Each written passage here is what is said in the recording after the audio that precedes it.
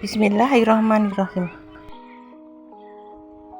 Taman Gantung Babilonia dikenal pula sebagai taman tergantung Semiramis, dan tembok-tembok Babylon adalah salah satu di antara 7 keajaiban dunia kuno yang terletak di Al-Hillah, 50 km selatan Baghdad, Irak, di sebelah tebing timur Sungai Efrat. Taman tergantung sebenarnya tidaklah betul-betul tergantung, seperti terikat dengan tali.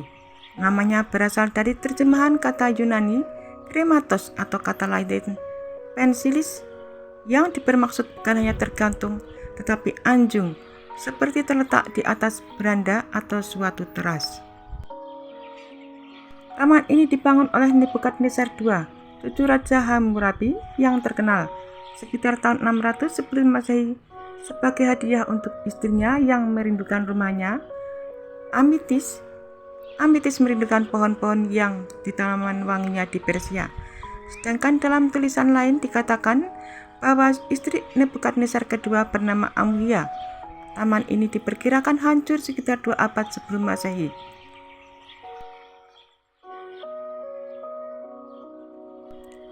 Kemudian taman gantung ini didokumentasikan oleh sejarawan Yunani seperti Strabo dan Diodorus Siculus.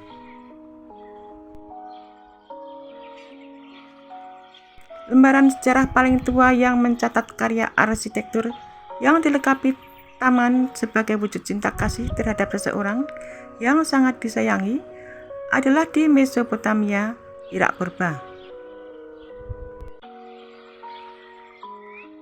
Dalam catatan Herodotus, seorang penulis Yunani kuno, disebutkan bahwa saat Raja Nebukadnezar kedua yang menjadi raja di kerajaan Babylon baru telah memerintahkan untuk membuat taman gantung yang sangat indah sebagai hadiah kepada Amitis, sang permaisuri yang sangat disayanginya.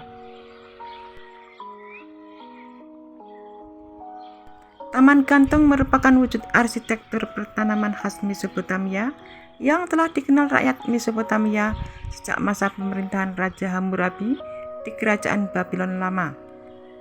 Di antara bangunan-bangunan kota yang tinggi mencuat di permukaan tanah itulah biasanya ditanami tanaman-tanaman yang indah sehingga dari kejauhan terlihat seperti taman yang menggantung.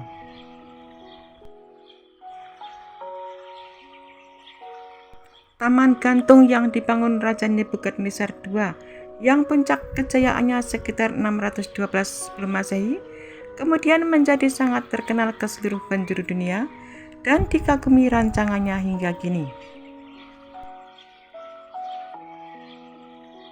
Taman gantung Babylon ini kemudian menjadi monumen agung kerajaan Babylon yang tiada duanya.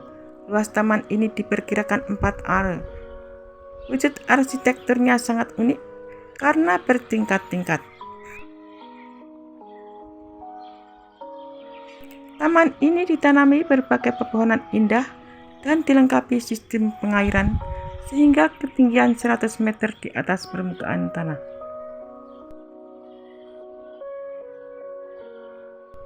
Dari puncak taman ini dapat disaksikan pemandangan di sekeliling kerajaan Babylon. Namun taman gantung Babilonia menjadi 7 keajaiban dunia yang masih meninggalkan banyak pertanyaan.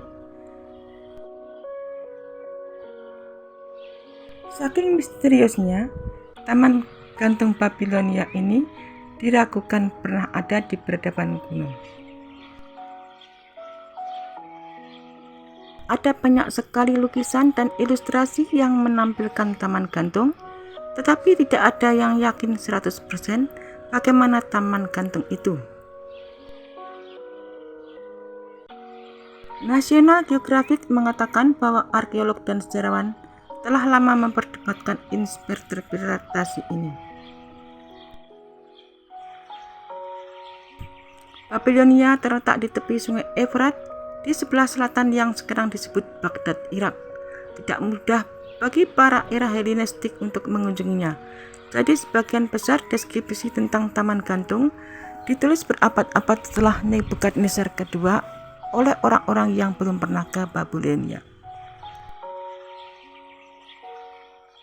Salah satu orang pertama yang menulis tentang Taman Gantung adalah Yosefus Romawi, yang juga menulis kisahnya pada abad pertama Masehi. Ia menulis tentang tembok yang sangat tinggi, ditopang oleh pilar-pilar batu dan tanaman yang disebut surga pensil. Kata pensil sendiri didefinisikan sebagai tergantung di atas atau diatur pada kemiringan tertentu seperti menjorok. Deskripsi samar itu akhirnya digambarkan seniman tentang taman yang berjenjang, terhampar dan menjorok, tetapi mungkin saja itu sepenuhnya salah.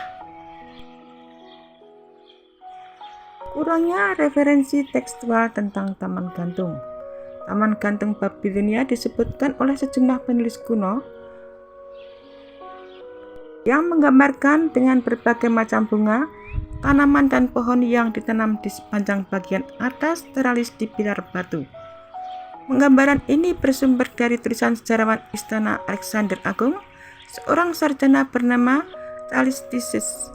Dia menulis abad ke-4 sebelum Masehi, tetapi karya aslinya sudah lama hilang. Beberapa ahli berspekulasi bahwa Taman Gantung itu adalah fiksi. Beberapa sejarawan dan arkeolog percaya bahwa Taman Gantung itu tidak benar-benar ada. Beberapa sejarawan dan arkeolog percaya bahwa Taman Gantung adalah tidak benar-benar ada dan merupakan fiksi, dan mereka menjelaskan bahwa catatan kontemporer dari masa pemerintahan Nebukadnezar II dalam bentuk tablet tanah liat mendukung beberapa peristiwa dalam kitab. Ada banyak dokumen di sana, tetapi yang tidak disebutkan adalah istri Nebukadnezar, Amitis, yang mengatakan bahwa istri Nebukadnezar hilang dari catatan sejarah. Selain itu, pembangunan kembali kota Babilonia adalah sesuatu yang spektakuler, di mana Nebukadnezar mungkin menyimpan catatan ekstensif dari semua proyek pembangunannya. Anehnya, Taman Gantung tidak pernah disebutkan sebagai bagian dari renovasi besar-besaran itu. Tidak ada satupun yang menyebutkan tentang Taman Nebukadnezar dan tentang Taman Gantung. Taman Gantung Babilonia memiliki nama lain, yakni Taman Gantung Semiramis. Semiramis sendiri adalah seorang penguasa Asyur dari abad ke-9 sebelum Masehi, beberapa abad sebelum Nebukadnezar. Nama aslinya adalah Samuramat. Hal inilah yang membuat ketidakjelasan dari mana ide ini berasal, karena tidak ada catatan sejarahnya. Sebenarnya Babilonia kuno memiliki kemampuan untuk membangun Taman Gantung. Dikatakan bahwa Mesopotamia kuno memiliki iklim yang hampir sama dengan Irak modern.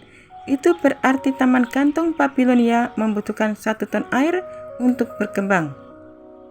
Bahkan dipertanyakan bagaimana taman bertingkat itu mendapatkan cukup air. Para astronom zaman modern mengatakan bahwa hujan saja tidak cukup untuk mengairi pertanian di Irak. Jadi mereka berspekulasi bahwa Mesopotamia kuno membangun sistem irigasi besar-besaran, salah satunya sebuah kanal bernama Hammurabi yang memiliki panjang sekitar 100 mil. Raja-raja Mesopotamia kuno diberi gelar tukang kebun. Di peradaban kuno, kebun dibudidayakan dalam skala besar oleh orang kaya yang berkuasa. Bahkan taman biasanya ditempatkan di puncak rumah bertingkat sehingga menutupi rumah dengan tanaman hijau yang harum. Selain itu, rumah akan dihiasi patung, tiang, dan pilar, bahkan fitur air. Beberapa di antaranya juga menampilkan burung perunggu yang bisa bernyanyi dengan bantuan mesin tersembunyi. Kemungkinan bangunan megah ini yang diinspirasi Taman Gantung Babilonia.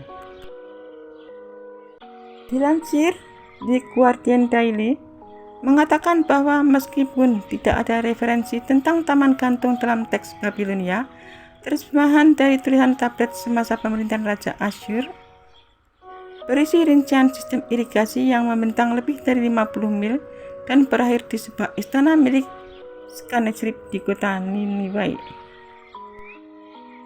Jadi kota kuno Niniwe adalah rumah sebenarnya dari Taman Gantung dan dibangun oleh bangsa Asyur yang merupakan musuh lama Babilonia. Lantas mengapa taman ini dikenal sebagai Taman Gantung Babilonia? Karena hal ini terkadang ada kesalahpahaman antara kerajaan Babilonia dan Asyur. Ketika Asyur menaklukkan Babilonia, kata Niniwe mulai disebut sebagai Babilonia baru.